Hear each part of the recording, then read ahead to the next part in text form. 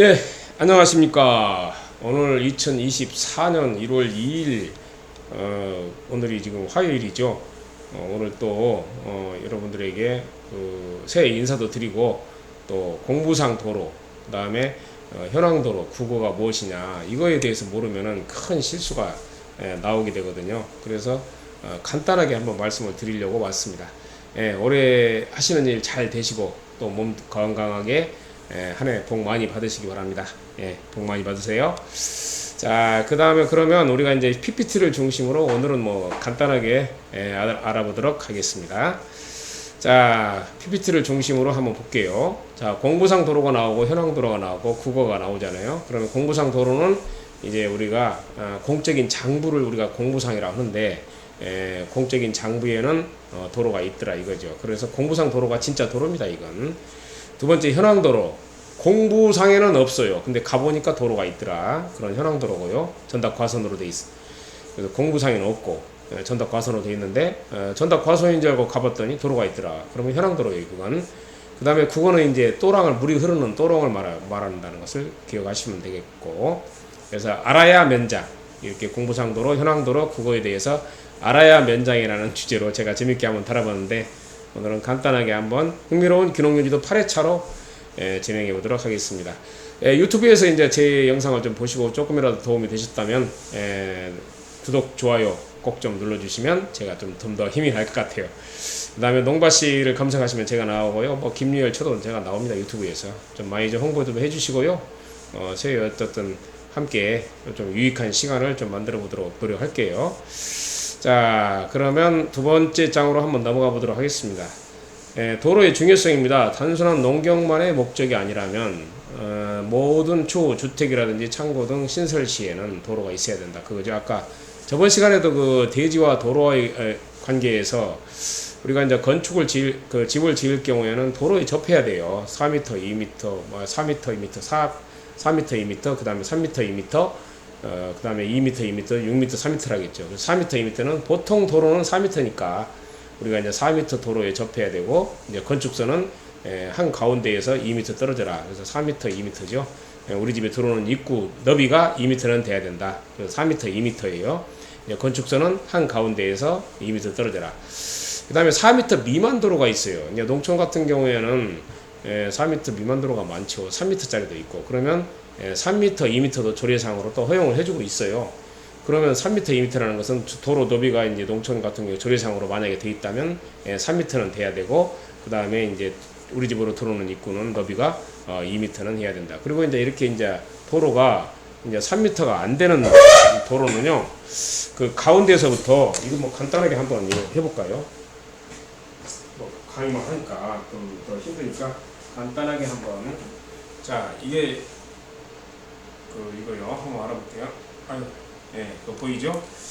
4m, 그러니까 이제 3m, 2m가 문제인데, 이와 같이 이제 건축선이, 이게 이제 3m 도로더라 이거지, 이게. 3m고. 그러면, 이게 이제, 들어오는, 이 건축선은 여기서부터, 물론 들어오는 입구는, 얘가 이제 이 너비는 2m는 돼야 되겠죠. 근데 이제 이 건축선이 문제예요. 건축선이 이렇게 무조건 2m는 떨어져야 됩니다. 이렇게. 그래서 조금 여기 도로하고 조금 떨어져서 나와야 된다. 4m 도로 같은 경우에는 이제 이게 4m다. 그러면은 이제 여기에 딱 붙어서 해도 되죠. 여기는. 왜냐? 이 가운데에서 이렇게 2m가 나오니까. 아셨죠? 이게 이제 건축선이죠. 근데 여기는 이 3m짜리가 1.5m 밖에 안 되거든요, 이게. 그래서 이 좀 안으로 조금 저쪽으로 좀 더 떨어져서 나와야 된다는 것을 말씀을 드립니다. 아시겠죠? 자, 이렇게 하니까 좀 낫죠, 그래도. 살아있는 강의를 하기 위해서는 아무래도 그림을 좀 그려가서 하는 게 훨씬 나을 것 같아요. 그래서 시각적인 도로 존재만으로는 개발 행위를 할 수가 없다. 그래서 이제 우리가 이제 토속의 채취라든지 뭐 건축행위라든지 성토라든지 이런 것이 이제 개발행위인데, 농사를 안 짓고 건축물을 짓는다든지 이런 게 전부 다 개발행위입니다. 이게 이런 것을 할 수가 없다 이렇게 나오네요. 그 다음에 건축행위가 가능한 도로이거나 국어 등을 활용한 도로의 활용이 가능해야 된다. 그렇죠. 도로가 있어야 된다 이거죠. 어쨌든 도로가 있어야 개발행위를 할 수가 있다 이런 말씀을 드리고 건축 행위를 할 수 있다 이거죠.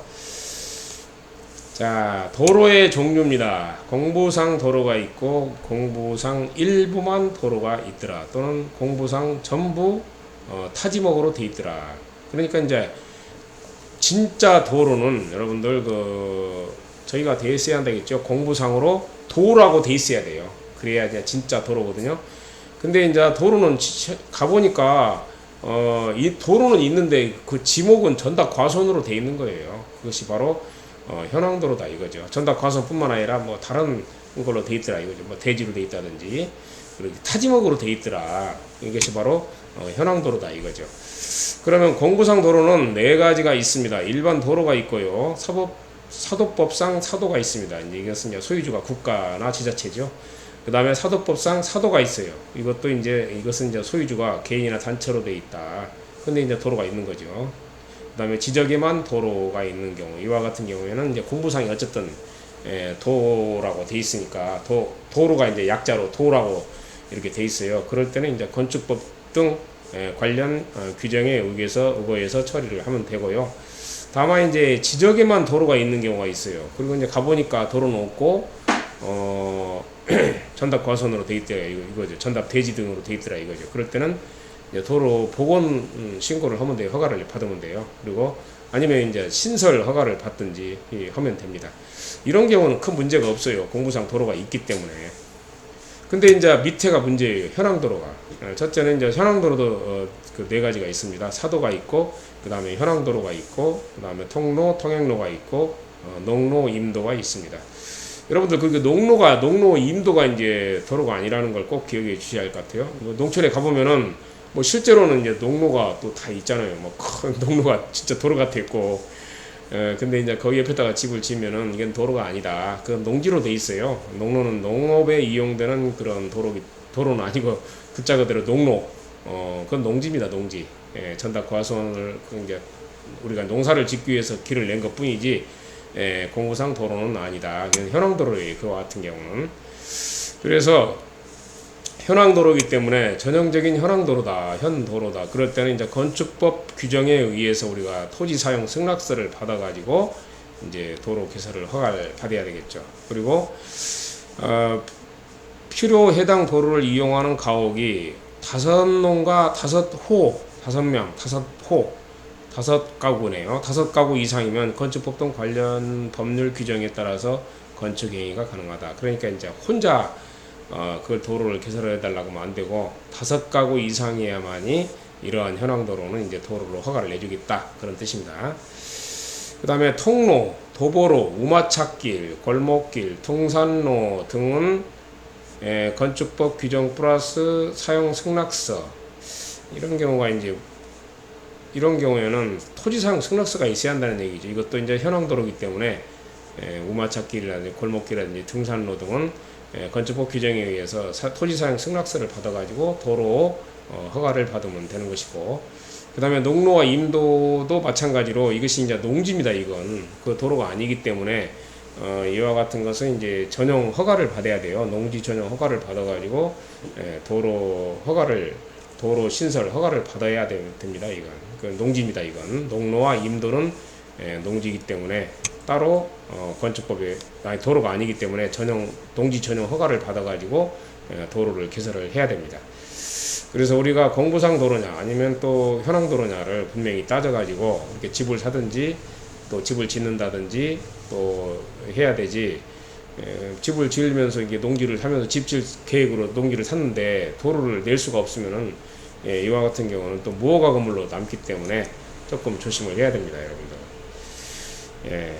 그 다음에 다음으로 또 넘어가 보도록 하겠습니다. 자, 이번에는 전용 허가가 필요한 도로, 농로하고 임도죠. 농로하고 임도는 그 농지 전용 허가나 신고를 한 다음에 도로 신설 허가를 해야만이 도로로 인정을 받습니다. 자, 또 다음으로 넘어가 보도록 할게요. 이와 같은 것이 이제 국어인데요. 국어입니다, 국어. 근데 이제 국어 여기 본토지에다가 이제 집을 지으려고 하는데, 이 또랑, 이 국어라고 하잖아요. 이 또랑을 건너가야 되잖아요. 이제 집을 지으려면은. 그래서 집을 여기다가 이렇게 이제 집을 지으려면은 어쨌든 이 또랑을 건너가야 된다. 그러면 무조건 여기다가 그냥 다리를 놓으면 되겠느냐 이거죠. 그러면 안 돼요. 이 또랑의 종류를 알아야 된다. 국어의 종류를 한번 알아보도록 할게요. 자, 이겁니다. 국어의 종류입니다. 첫째는 패천 국어의 종류. 패천 국어가 있나요? 이거 포장만 하면 됩니다. 이와 같은 경우는 패천은 이제 그 국어로 아마 사용을 않기로 한 거를 갖다가 패천 국어라고 하거든요. 그 다음에 갈천 국어, 이제 물이 말랐습니다. 그 다음에 빈천 국어, 물이 비어 있고, 용천 국어, 물이 솟아오르고 있고, 그런 것은 이제 관로를 매설해야 된다. 그래서 우리가 이런 관로 있죠? 이런 것은 이제 매설을 해가지고 건너갈 수 있도록 해야 되고요. 그 다음에 농수로는 다리를 매설해야 됩니다. 이게 관로가 아니죠. 이게 이제 빈천국어, 이게 갈천국어, 빈천국어, 용천국어는 관로를 매설해 하셔야 되고, 그 다음에 농수로하고 개천은 다리를 놓아야 됩니다. 그러니까 관로 매설은 안 된다는 얘기죠. 개천하고 농수로하고 개천은 다리를 놓아야만이 된다. 그리고 이제 국공유지 같은 경우는 이제 전면 허가를 이것도 받아야 돼요. 그리고 사유지 같으면 토지사용 승낙서를 받아야만이 이렇게 그 관로를 매설할 수가 있죠. 그래서 최근에 지금 엊그저께인가요? 우리 그 어떤 청년 농업인이 이제 오셔가지고 이제 농지를 사야 되겠다 하더라고요. 근데 이제 어느 보니까 거기가 이제 실제로는 이제 국어인데 국어가 있더라고요. 국어. 그래서 국어를 이제 적당히 건너다니는데 굉장히 좀 이렇게 좀 경사도가 있더라고요. 한 15도 정도. 경사도가 있으면은 이게 상당히 어떤 하우스 같은 거 지을 때 어려움이 있거든요. 근데 시설 최소 농업을 하려고 하는데 또 이제 다각형으로 돼 있고, 그래서 상당히 또 국어가 있고, 국어를 건너가려면 이제 관로를 매설해야 되고 또 점용 허가를 받아야 된다. 뭐 그런 얘기로 해드렸고, 그 다음에 이제 경사도가 15도 정도 있기 때문에 또 다각형이고 막 일정하지 않은 하우스 짓는 땅으로는 부족하보다 이런 말씀을 좀 제가 드렸죠. 그랬더니 좀 아주 고맙다고 하더라고요. 그 다음에 이제 준용촌하고 지방하천, 국가하천은 도로 연결 방법이 없습니다. 이와 같은 경우에는 이제 오로지 하천 용도로만 사용해야 되기 때문에, 그래서 이제 뭐 국공유지, 뭐 사유지 점용 허가도 필요 없고, 그 다음에 토지사용 승낙서도 받을 수가 없는 거죠. 그래서 준용촌하고 지방하천, 국가하천 옆에 있는 농지를 구입해가지고 또 건너 다니려고 하면 안 돼요. 아무것도 할 수 없기 때문에. 그래서 우리가 국어의 종류에 따라서 이렇게 점용 허가를 받아가지고 토지사용 승낙서를 받아가지고 이와 같이 관로를 매설할 거냐, 또 다리를 매설할 거냐, 좀 더 차이가 나 있습니다. 그냥 포장만 할 거냐 해서 국어의 종류별로 이와 같이 좀 알아두시면 좀 편하지 않을까 싶습니다. 이제 국어의 종류 같은 경우는 이제 지적계 같은 거 띄워보면 다 나와요. 예, 오늘은 여기까지 좀 해야 될 것 같습니다. 오늘 간단하죠? 예, 아주 머리가 아프면 안 되니까 여러분들께 오늘은 좀 간단하게 제가 벌써 근데 13분 됐네요. 어쨌든 저는 15분을 넘기지 않으려고 그래요. 그전에는 이제 농밭이라 해가지고 제가 그 세상을 바꾸는 시간, 그런 15분이라는 게 있거든요.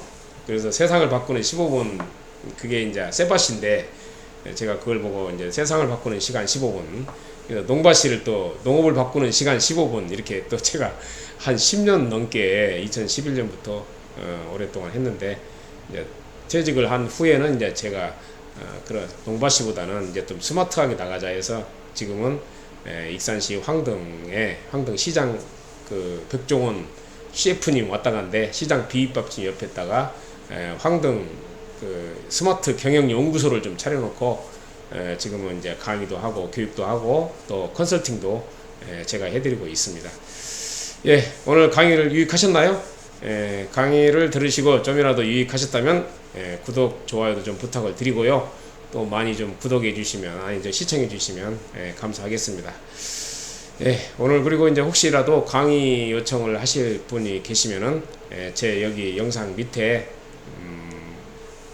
거기에 제 그 패들릿 홈페이지가 있거든요. 그거를 누르시면 전화번호랑 나오니까요. 연락 주시면은 또 친절하게 제가 상담을 해드리고 아주 고품질 강의 서비스를 해드리도록 하겠습니다. 예, 오늘 우리 대표님들 너무나 감사합니다. 복 많이 받으세요. 고맙습니다.